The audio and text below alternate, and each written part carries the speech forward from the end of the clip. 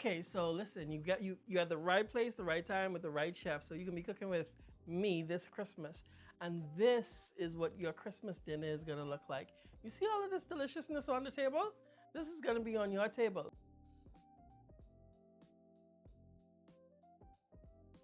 All right, so I'm gonna make some cranberry sauce.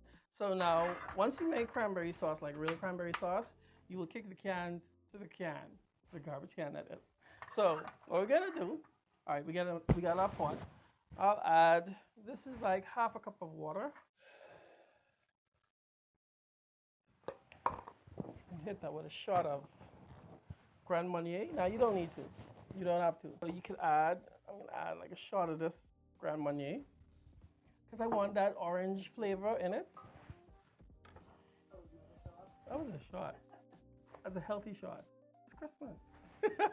So to that, I gotta add a spice. That is star anise. It looks like a star, like a Christmas star, right? Yeah, that's what that is in there.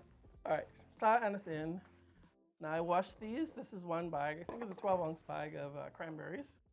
Oh, cranberries in. Next, I have two different sugars. I hope you see a theme here. Everybody, it's gonna be a pretty sweet Christmas. So half a cup of brown sugar, half a cup of white sugar. Both sugars in, and we're just gonna let this, I'm gonna give this a little stir. All right, just gonna turn that fire back up.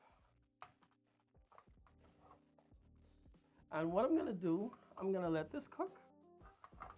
And what I'm after is, oh. Ooh.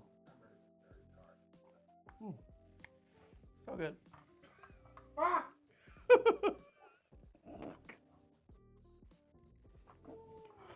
Okay. So you let this cook. And what I'm going for is I want the cranberries to get a bit tender. And once they get tender, they literally just turn into like cranberry jam. Like all of the pectin and everything just gets released into the liquid and it thickens up like jelly. And then once they're tender and some of them begin to get like a little mush, then I'll take it out, put it in a container. We put it in the fridge until later. So I'll take this and put this. I'll just put that on.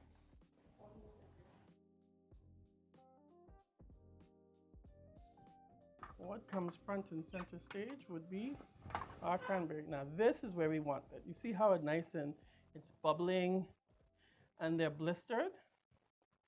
Okay, that's what we're going for. Now some people would I be considered like some people? Now some people like their cranberry sauce a bit chunky. Some people like it smooth, like the jelly. Which do you like? Okay, so what you can do is this. Now this is amazing as is. This is probably how I would eat it. Or I may I like a half and half. So I'll blend a little and then leave some in so that you can have both texture and taste, right? It's a combination of both. So if you don't, like you could leave it straight, or if you want to, you could take a whisk and just give it a good whack, and then it would become a lot smoother because the cranberries itself they already like kind of like jelly.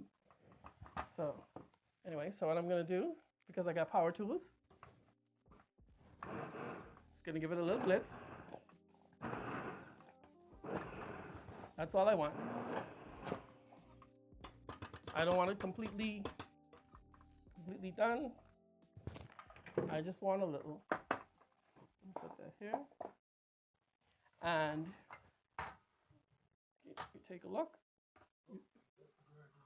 Yeah, you see the texture? See the consistency? This is cranberry jelly. It's a real deal. There you go. Right?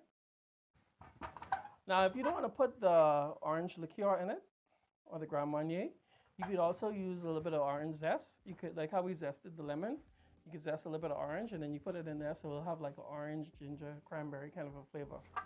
So we got levels to the flavor inside this.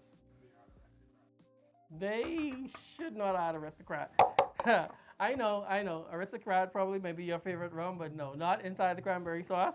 Let's, we want something fruity. This would make you a hit at the Christmas potluck. Everybody be like, who made that? How come it's not like the jelly? Like it's not round, like it can. All right. Don't want to lose any of that. So this is our cranberry sauce. Gonna put that in the fridge and let that cool.